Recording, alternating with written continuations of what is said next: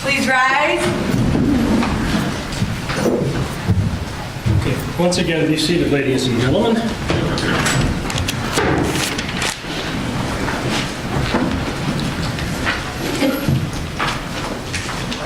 Okay, ladies and gentlemen, once again, I thank you for your patience. In every jury trial, the court tells the jury to evaluate the case on the law as it is given to them. The court admonishes them not to apply their own conception of what they believe the law should be. I can follow no different directive. On Thursday of last week, the jury found that the aggravating circumstances outweighed the mitigating factors beyond reasonable doubt, and therefore found the verdict of death to be appropriate. The defendant on numerous occasions indicated to the court that he would not be presenting mitigation evidence.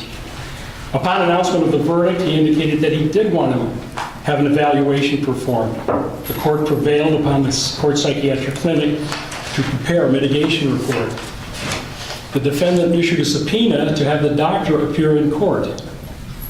When it was time to call the doctor to the stand, the defendant rested, much to the surprise and the chagrin of the court. A sidebar conference was held, and the defendant, acting pro se, stood fast and rested.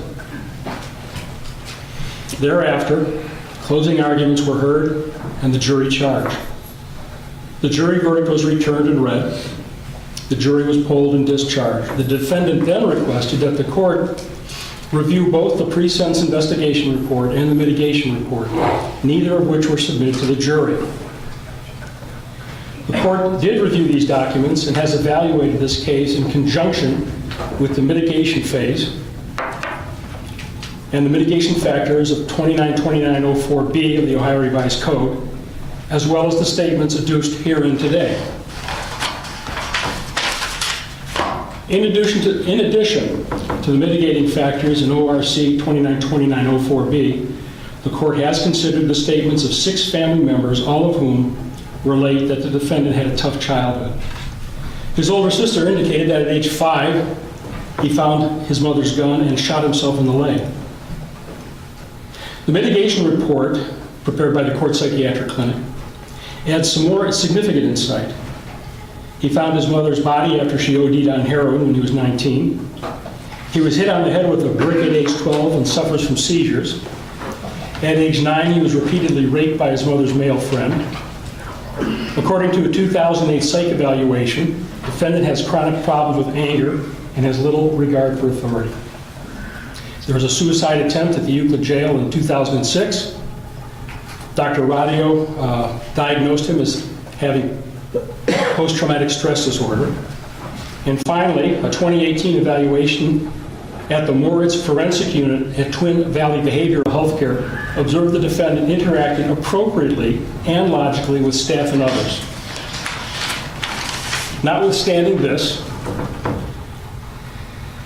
these mitigatory observations, the court, after carefully weighing the statutory mitigation elements, the testimony of the defendant's witnesses, the unsworn statement of the defendant, and the pre-sentence report and psychological evaluation report, the court finds that the aggravating circumstances do outweigh the mitigating factors with proof beyond reasonable doubt.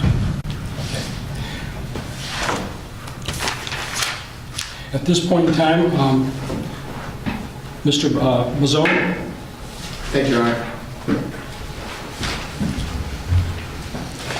Your Honor, with regard to the sentencing on the other 8 counts, that the non-homicide counts that remain, first and foremost, Your Honor, the state of Ohio, we're only here today as a collective effort and a team effort, and the state wants to thank the Cleveland Police Department, including the homicide unit, the crime scene unit, the scientific investigation unit, and the 5th District, the FBI, the Medical Examiner's Office, and the Cuyahoga County Regional Forensic Science Laboratory. Without these entities, we can't put a thorough case on as we did in this matter, and we can't produce and establish and present evidence as overwhelming as we were able to do in this particular case. Before the state says its piece, Your Honor, I know this would be an appropriate time for family members typically to address the court. Nobody from the family wishes to address the court in open court at this time. However, Your Honor, I don't want you to think that they certainly aren't feeling the effects of this, Your Honor. You've seen them sitting in the courtroom every single day of this trial, from the time we began the general voir dire until up to and including today behind me. Your Honor, over the last 2 years, the Kuzniks, the Zakowskis, they've been with us every step of the way and have been more than patient, and we've had their full support, but they do not wish to address in open court today. However, Your Honor, as you're well aware, the murders of Michael and Trina and the subsequent closing, the necessary closing of Mr. Carr's, had a great effect on the North Collinwood neighborhood. And the businesses in the area, the families in the area, and Your Honor, at this time, on behalf of the neighborhood, on behalf of the citizens of Collinwood, Councilman Mike Polensek would like to address the court. Thank you. Councilman?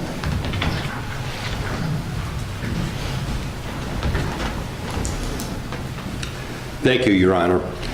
I, too, would like to thank the jury, Cuyahoga County Prosecutor Michael Malley and his magnificent team of prosecutors, Detective Eccles, members of CPD, the Homicide Unit, the 5th District, and all the other law enforcement agencies that were involved in this process. Your Honor, from day one, this was never about vengeance. It's been about justice. I stood there on that Good Friday night as they carried out Mike and Trina and Axel in body bags. I was there. I saw the pictures from the corner. I saw what this individual did to them, the viciousness of the crime. He is a demonic killer, a demonic killer. It's one thing to rob somebody, but it's another thing to do what he did. Him and his cohorts, what they are predators.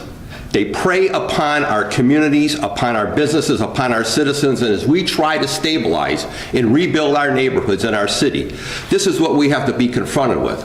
The North Shore Collinwood area, the greater Collinwood community, is a great neighborhood. This crime on Good Friday not only devastated the family and tore that family apart, it devastated the community because they didn't know, the businesses didn't know who was going to be next, if there's going to be somebody else. It could have been somebody else. It was Mike and Trina. It was their night to be preyed upon by him and his cohorts. What we want, Judge, and what we're asking for is justice on behalf of the people, of the community, and on behalf of Mike and Trina's family. He'll be around tomorrow. Mike and Trina aren't. They are not there. I saw what happened to that family. I saw what happened to that business. I've known this family for almost 40 years, how they contributed to our community, how they were supportive of one event, one activity after another. Since that brutal murders, that business has been closed. Other businesses have been apprehensive whether to invest in the community. But you know what? We're not going to let him and the other two parasites that were with him destroy our neighborhood. We're not going to let them destroy communities. We're going to rise above it, not only in this community, but across the entire city. That's the message we're looking for the court to send today, that when you commit these atrocities, there's a price to pay. There's a price to pay. And all the work that these fine folks did here, all the investigators, was not in vain. And to remember what this family has gone through. I know how many times I've talked to them on a phone and have heard and the pain in their voice. Saw what happened. Was there. We want and deserve justice on behalf of Mike and Trina and Axel, on behalf of the greater community. Thank you. Thank you, Councilman. Thank you, Your Honor. May it please the court again. Your Honor, with regard to the non-capital counts, the 8 remaining counts, the state is here today to first ask for consecutive sentences. Your Honor, pursuant to the Ohio Revised Code, we believe that consecutive sentences are necessary to protect the public from future crime, not only to punish the offender, and that they would not be disproportionate to the seriousness of his conduct and to the danger he poses to the public. Your Honor, you heard during the mitigation phase of this trial that the defendant has a long and sordid criminal history, a juvenile record of at least 13 adjudications, and a trip to ODYS did nothing to rehabilitate him. As a young adult, he committed a burglary, was placed on probation, and while on probation, went ahead and robbed somebody at knife point. The defendant did 8.5 years in prison and still was not rehabilitated. He came out, and 6 months later, on Good Friday, on April 14th of 2017, walked into Mr. Carr's on Lakeshore Boulevard and ended the lives of 2 innocent people, killed a dog, and forever altered the lives of their family. Your Honor, the third prong that you need to consider is that you must find that one of the 3 statutory factors are present, and that's that the offender committed one or more of the offenses while he was under post-release control for a prior offense. Well, he was. He was on post-release control for his 2008 burglary. At least 2 of the multiple offenses were committed as part of one or more courses of conduct, and the harm caused by those was so great or unusual that no single prison term would adequately reflect the seriousness. Your Honor, he killed 2 people. For what? As Mr. Schroeder stated last week, for some cash and 2 used cars to end 2 lives and a dog? And that the offender's history of criminal conduct demonstrates that consecutive sentences are necessary to protect the public from future crimes. It's been abundantly clear, Your Honor. All 3 of these prongs, of which you need only meet one, apply to Joseph McAlpin. The one thing we didn't hear today, Your Honor, was any remorse for the crime. We didn't hear any condolences to the family. The only ones we heard were the half-hearted attempts while questioning witnesses, making his self-serving, unsworn statement, and in his closing argument. And the one thing that he repeatedly talked about during his argument was family. That the state's going to commit an aggravated murder with prior calculation and design of him without considering his family or the fact that he has kids or grandkids or that he's a son and a brother or an uncle and a nephew. Well, Your Honor, the defendant is sitting there today because of his actions, his choices. Colin, Corinne, and young Kane are without a mother, a father, a stepfather, a stepmother because of his actions, through no fault of their own. They're without a dog, a family dog that was loved by Colin, used to go with him everywhere because of his actions, through no fault of Colin's, through no fault of Corinne's, through no fault of Kane's, or any of their other loved ones. Michael and Trina were a son and a daughter. They were an aunt and an uncle. They also had people that loved them. And you heard testimony, Your Honor, through the course of 5 weeks. Mr. Carr's was like a family. It was a second home, as Colin called it. One of the ironic things about the timing of this trial was not only were we in session on the 2-year anniversary of the homicides on April 14th, but Randy Kuznick opened Mr. Carr's on April 1st of 1977. So we sat through this trial that effectively closed that business forever on the 42nd anniversary of its opening. You heard Colin testify that they had repeat customers for years and years. If something was wrong with the car, bring it back. Mike, Butch, one of them would fix it. It was almost like a lifetime warranty. You saw the people that they dealt with. You heard testimony from Daryl Sanders, the last person who had any contact with either Michael or Trina when he spoke with Trina at 5:30 p.m. on April 14th to tell her there was a problem with the title. He had known them for 10 years. He was still buying cars from them. In fact, he thought he may have paid too much for a used minivan, but still had no problem calling him, and they decided they'd work it out on Monday. You heard from Albert Martin. Albert's led a rough life, but you heard that Mike and Trina kept him around to do odd jobs around the dealership because it kept him out of trouble. It kept him off drugs. It was something for him to do. Your Honor walked through that dealership on the jury view. You saw Michael and Trina's Ford Focus that you saw in the video that was parked out on Lakeshore Boulevard. And you saw that Corinne and Kane's Easter baskets were still sitting in the back seat of that car 2 years later. The family that will never be the same are both families. But the striking difference, Your Honor, is that Mr. McAlpin's family won't be the same because of Mr. McAlpin's choices, because of his actions, and through no fault of the Kuzniks and the Zukowskis and their loved ones and their children, they will never see or speak with their loved ones again. And every year, regardless of whether it's April 14th or at the end of March, Good Friday will always have a significance to them.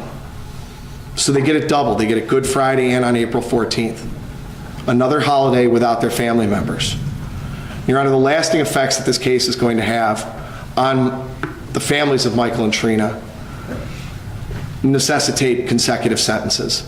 The state would ask that you sentence on each of those 8 counts a maximum possible sentence and run them each consecutive to each other. Thank you. Okay, one housekeeping matter. We've got 1 year and 3 year firearm specifications for merger. Your Honor, each of those aggravated murder counts would have a 3-year firearm specification pursuant to Revised Code 2914B1G. Your Honor is required to run the 2 most serious firearm specifications for aggravated murder, aggravated burglary, or aggravated robbery consecutive to one another and everything else. So we would ask that after those first 2, I would agree that they would merge. Okay, and you prefer to be have the sets go forward under the 3-year inspect? Correct. So we. Thank you, Your Honor. Very good.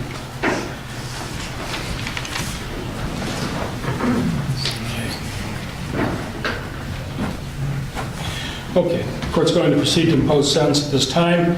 With regard to count number 1, the aggravated murder of Trina Tamola Kuznick, the court's going to impose a sentence of death plus 3 years on the firearm specification. Count number 2 for the aggravated murder of Michael Kuznick, death plus 3 years on the firearm specification. Count number 8, aggravated robbery. This involves the robbery of Trina. 11 years plus 3 years for the gun specification, consecutive to each other. Did I say count 8? Yes. Thank you. Count number 7, going a little out of order here. Aggravated robbery of Michael, 11 years plus 3 years for the firearm specification. Count number 11, aggravated burglary on Trina, 11 years plus 3 years for the gun specification. Count number 12, aggravated burglary of Mike, 11 years plus 3 years on the firearm specification. Having a weapon while under disability, count 21, 36 months. Count 23 and 24, both grand theft, 18 months each. And count number 26, cruelty to animals, 12 months. Counts 21, 23, 24, and 26 do not have any specifications attached thereto. With regard to the case at chief, obviously, counts 7, 8, 11, 12, 21, 23, 24, and 26 will in fact be served consecutive to each other, and this is necessary to properly protect the public from any future crimes that the defendant might commit and are proportionate to the seriousness of the offense. And finally, the court does observe, as stated in the pre-sentence report, that the defendant was on post-release control when he committed the offense and does have an extensive criminal history.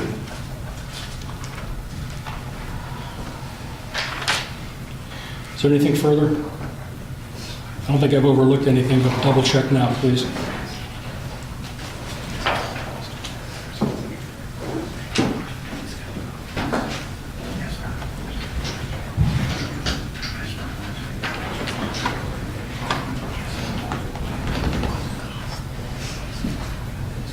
Oh, yeah. Your Honor, Yeah. just for clarification of the record, just want to make sure your findings that the aggravating circumstances outweigh the mitigation in both counts 1 and 2 applies to each. That's correct. Thank you, Your Honor. That's it.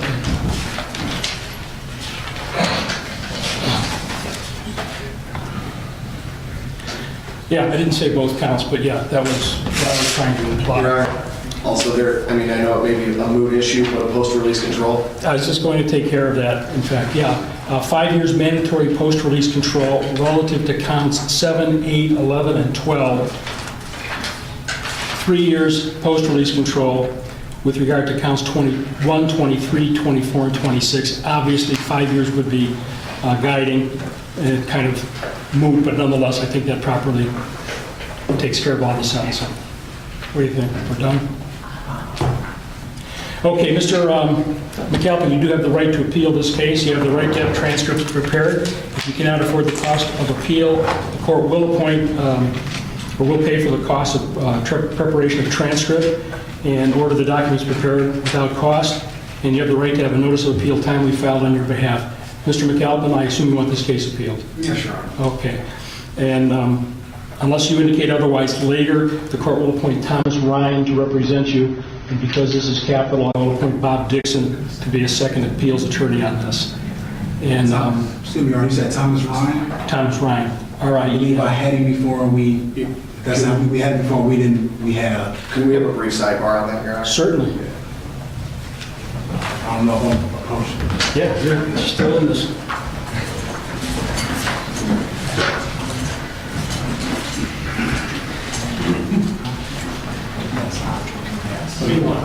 Yeah, he represented him in his 2004 case initially. Yeah, we had a problem. No problem on that.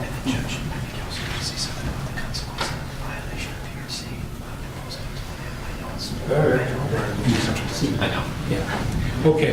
We're going to appoint Bob Dixon to represent you. I'll appoint a second when I review the assigned counsel to see who is appeal eligible and has the necessary background. One last matter that was brought up at sidebar is that it's kind of silly under this case, but if you violate the terms and conditions of post-release control, any violation will result in additional prison time under this case number not to exceed 50%, again, that which the trial court has put into place. Okay. And also, Your Honor, for the record, just the facts and findings and conclusion of law for the hearing we had on the 13th. Absolutely. Absolutely. That I haven't forgotten about you. Anything else? One more, Your Honor. Nothing else. Well, you are indigent. Yeah, that's right. Yeah. Okay. Court costs will be suspended in this case. Thank you, Your Honor. Thank you. Please rise.